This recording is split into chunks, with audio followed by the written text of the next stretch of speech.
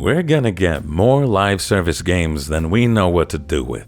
And the ones that stand out will be the ones that change our understanding of how games can be played and how games can make money. Now, over time, game monetization has gotten murkier. Games come out using multiple currencies, interlocking systems, currency caps, time limits, and in-game rewards that make it harder for the player to pin down the value of a dollar, which makes it harder to keep track of spending. But I think these systems have gotten so complicated and cloudy that even the people putting them in have lost track of them. Wait a minute, if you're not keeping track, and I'm not keeping track, then who's flying the plane? If you're new here, I like musing through metaphors that parallel the real world we live in so non-gamers can understand, and relate that back to games so that gamers can understand. The more mainstream this industry gets, the more important it is that we can understand each other. But if you're not about that life and you just want to hear how I found out that Helldivers 2's in-game economy is on the brink of collapse, then you may do so by skipping to the time I am showing you on the screen. Everyone else, come with me to a simpler time. I hope you're not watching this on an empty stomach. First introduced in 2003, the double cheeseburger reigned supreme over the dollar menu and saved McDonald's from its first quarterly loss since 1965. With its balanced macros and questionable quality procured at nearly instantaneous speeds for an affordable price. It was a burger for the people. The gym rat, the indebted college student, the tired house spouse, the white-collar worker as well as the blue. But nothing good ever lasts in this world. McDonald's raised the dollar double patty double cheese miracles price to 40 cents over the McDouble. The difference between the two being one slice of cheese and a better bottom line for the seller over the buyer. In 21 years, that price difference has grown to 50 cents.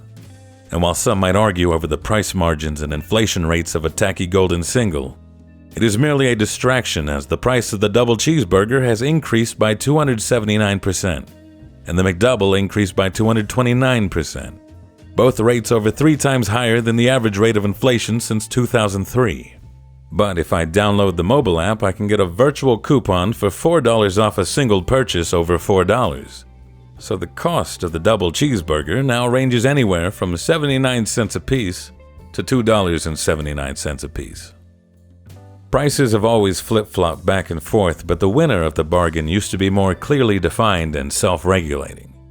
If prices are too much in favor of the seller, then no one will want to buy anything and the economy crashes. Prices are too much in favor of the buyer, then the seller can't maintain production and the economy crashes. It's in everyone's best interest that buyers and sellers learn to play nice with each other. But eventually, producers started using consumer psychology and purchasers committed to the modern consumer philosophy of getting the most bang for their buck, which meant neither was willing to meet in the middle. It's a never-ending struggle to get the better end of the bargain, and sellers always have the advantage of knowing more than the buyers. The internet gives sellers an even bigger advantage because it can hide the real price of everything, making consumers less likely to withdraw from a deal they can't clearly see being balanced against them. So what if I can buy 2 burgers for 79 cents? That's offset by someone else buying one for the full price of $2.79, and there's more people paying full price than people couponing. It's okay for a few savvy consumers to exist so long as the rest are making up for it. This is what makes live service games so appealing to producers. Warner Brothers published Hogwarts Legacy and Suicide Squad Kill the Justice League. The single-player microtransaction-free Wizard game was the highest-selling game of 2023, while the live service Suicide Squad flopped. And yet, Warner Brothers doubled down on their commitment to the live service model. However, there is a major flaw in this style of monetization, and it's as simple as this. Someone needs to keep track of who's winning and who's losing. Unfortunately, as of this time of writing, Helldivers 2 has a broken economy, and it's not what you think. It's so generous, it undermines everything. I can earn 10 times more premium currency than the devs thought was possible. That's that stuff you can pay for with real money. And here's how you gain super credits while playing normally. You pick a map, do the objective, and search around the perimeter for points of interest. These are essentially random loot drops with a chance of giving super credits. Then finish the mission and do it all over again. Every time you go to a new map, the spots and loot are randomized. Now here's how I earn super credits. Forgive the low settings, I do it to maximize performance during this, it's part of the process. I pick a map with the least amount of water possible to maximize the amount of loot drops that can generate. While I circle the perimeter, I'm keeping track of how many super credit spawns I see. I'm looking for a map with at least 4, which doesn't take but 10 or 20 minutes because these crates can have 2 in them.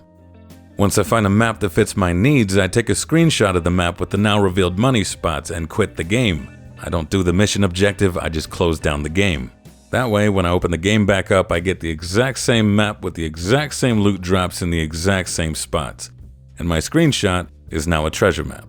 I farm the super credits now faster because I know exactly where they are, and I once again quit the game, making sure to not complete the mission, so when I turn the game on again, I get the same map in the same state as before. The developers have publicly stated the intended amount of super credits a player is capable of earning organically is 10 to 40 per hour. The way I just showed you gets me about 1,000 per hour. But if you know anything about this game, then you know you also have to earn medals if you want to buy what's in the war bonds. That's fine because this method also works for medals, just look for those instead of super credits. In this manner, I was earning 11 medals every 3 minutes and 12 seconds, which is slightly faster than when I found veterans could earn on the highest difficulty with the best loadouts. Meanwhile, I'm doing this alone, on the lowest difficulty setting, with little more than a jetpack you get at level 8. Meaning, there's still plenty of room for players to optimize their super credit gains to way over 1,000 per hour, and medal gains to well over 200 per hour. Meaning, players will have less incentive to pay and less incentive to play. That's rather inconvenient if you're running a live service game with consistent operating costs. But if it's so broken and the economy is on the verge of a collapse, why is no one talking about this? Firstly, it's unique, or at least unique to me. I've not seen an in-game economy like this one before. It's got multiple resources that loop back into each other. For example, if you get enough super credits, you still need to get medals. However, those only help you unlock the items in the war bonds. You need a different type of loot to get the stratagems. And even then, none of this is going to help you level up because experience is earned in a different way. And all of these are earned at inconsistent rates, making it difficult to determine what the real value of anything is as a player. And I imagine it's difficult for whoever's supposed to keep track of the in-game economy. It's hard to do math while the numbers keep fidgeting. Secondly, there are people talking about this. Everything I've said is easily found with a quick search on Google or YouTube. But you gotta be looking for it. The game's only been out for 2 months, and I don't know of many players who crack open a new game and immediately look for the farming guide when they could be watching meme compilations, funky build guides, or enjoying the game. It's still the honeymoon phase, and this is an answer to a question not many are asking yet. How do I get more super credits? Arrowhead Game Studios plan to release 1 premium war bond every month. If you don't want to pay or know how to farm efficiently, then each one represents another nebulous time investment of 30 to 100 hours of playtime. At time of this video's release, there will only be 3 premium war bonds, which can be excused as 90 hours of playtime, a not unlikely amount of hours to put into a live service game in a 2-month time frame. But with each 1,000 credit premium war bond, the overall time investment will grow by another 30 hours. More than that, because again you have to grind out medals, making people more likely to ponder, how do I overcome the grind for all this content I want to try?